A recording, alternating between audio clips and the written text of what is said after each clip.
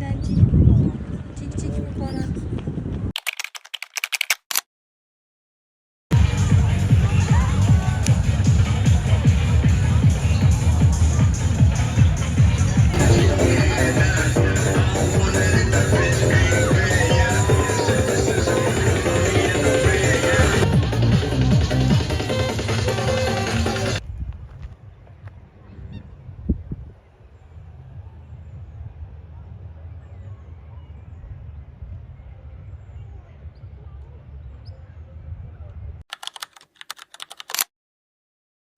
امروز بعد از مدت ها هوا بهاری و ایناست.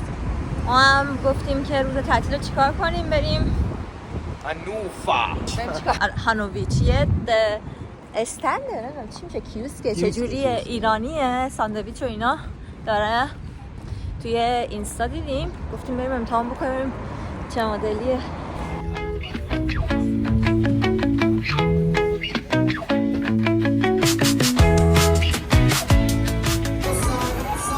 اینم وضعیت هانوفر. آدم احساس میکنه اومده خاورمیانه، نه که مثلا آلمانه.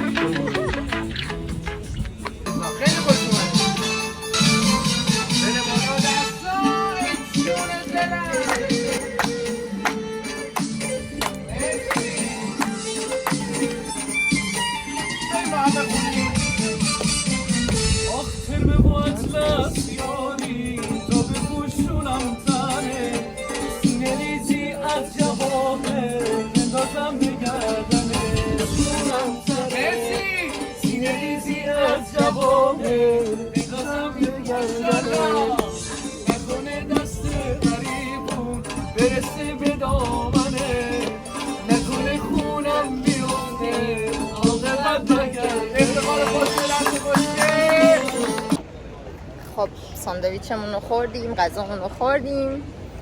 چطور بود حمیدرضا؟ خوب بود، حماسش خوب بود، فضاش هم خوب بود. به ساندویچش هم 8.5 از 10. آره آدم باید حمایت هم بکنه از کسب و کارهای تولید ایرانی. کسب و کارهای ایرانی کلا باید آدم حمایت بکنه که چیز باشن دیگه. وقتی خوبن البته، نه که مثلا خوب نباشن که نه، چرا باید حمایت کرد، ولی خوبن باید حمایت کرد که بهتر بشن، بیشتر بشن، برکت داشته باشن. برکت. جایی هم که هستن خب دقیقاً اصلا مرکز شهر دیگه، خیلی راحت میشه پیداش کرد. حالا آدرسش رو، پیج اینستاش رو میذارم، همینجا مینویسم که داشته باشید.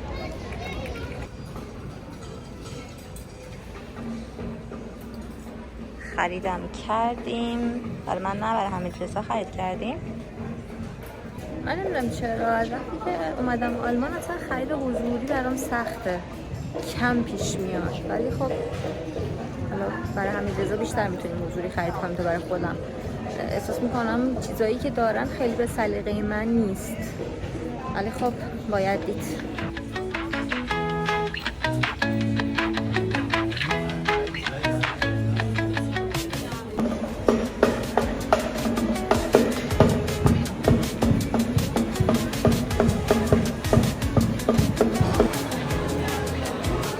اینجا هم یه مرکز خرید نزدیک به خود ایستگاه قطار مرکزیه.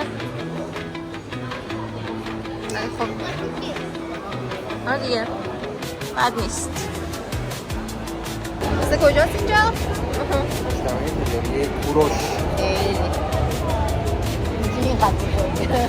در راستای حمایت از بیزنس های ایرانی ما الان میخوایم بریم یه کافه ای که صاحبش ایرانیه، ولی خب چیز نیست البته، یعنی کانسپت ایرانی نیست و ایرانی هستش که تا جایی که میدونم بزرگ شده اینجاست. ولی در کل من کافه‌شو توی اینستاگرام دیده بودم، چند وقت بود دوست داشتم که برم. حالا گفتم که بریم قهوه‌مون رو اونجا بخوریم دیگه. البته کافه لاته نداره ولی خب آیس لاته میشه خورد. ماچه هاش هم معروفه که ما ماچه بخور نیستیم، مگه اینکه آقای خواهد امتحان بکنه. نه دست در ماچه نمیخوری؟ نه چیز لاته داره یا نداره؟ آیس لاته باید بگیریم. لاته عادی نداره؟ نه نداره. آیس لاته خوشمزه تر. آره آیس لاته. هوا هم گرمه حال میده. بعدش هم خیلی حال. بعدش هم حال.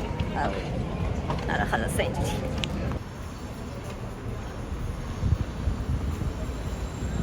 آقا این بیزنس ایرانی نیاز به حمایت نداره.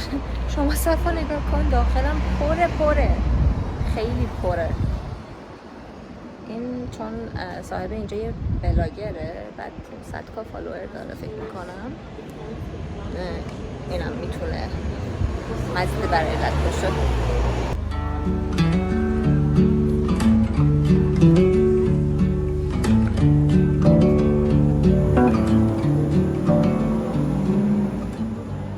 آقا ما تو صف وایسادیم تا نزدیک‌های داخل رفتنم رسید به ما، ولی رفتیم داخل نگاه کردیم دیدیم جا برای نشستن نیست. ما فقط برای نشستن دوست داریم. پیدا کردی؟ چی پیدا کردی؟ پاناما بود. پاناما قیافه‌شو نگاه کن. قیافه نداره. نه داخلش نگاه کن. باز کن. آقا گزارش. ما یه کافه رو پیدا کردیم که بریم. بعد اتوبوس برعکسش رو سوار شدیم. تقصیر ایشون هم بود. چرا؟ خیلی تقصیر اوشون بود. نه خیلی تقصیر شما. من به شما گفتم در این کناره تا کرانه آمو دریا آبی میگذشت که دگر نیست، رودی که به روزگاران درا سرید و از یاد شد، رودی که فرو خشکید و برباد شد. بر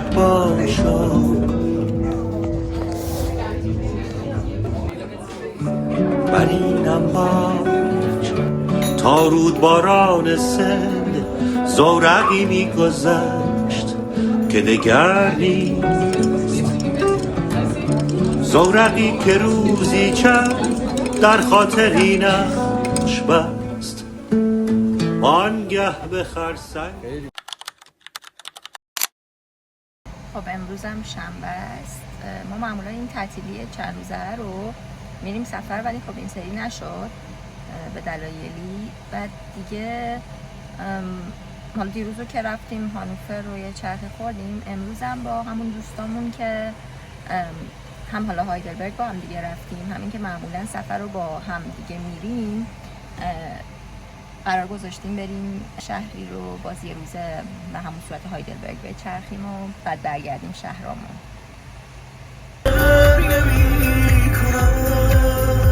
که خدا بقبول کند پراز بمیره با تو جون میده خاطر بازی دیوانگی به دریا. شنیدم که میگن پرش خیلی خالیش به دریا، لب ساحل بارون بگیره با تو قلب من آروم بگیره. بر آمد و در هم شکست، در هم شکست.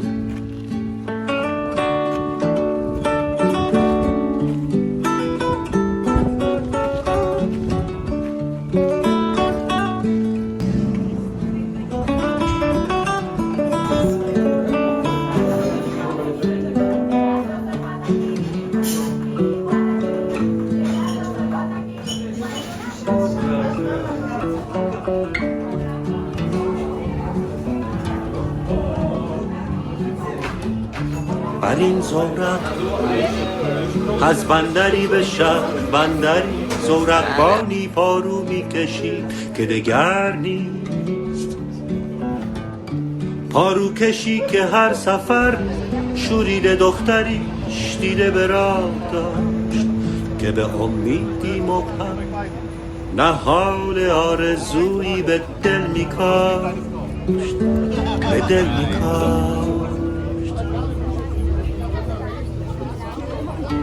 بر اینم باش تا رود باران سد زهرقی میگذشت که دگر نیست زهرقی که روزی چند در خاطری نشوست وانگه به خرسنگی برآمد و در هم شکست در هم شکست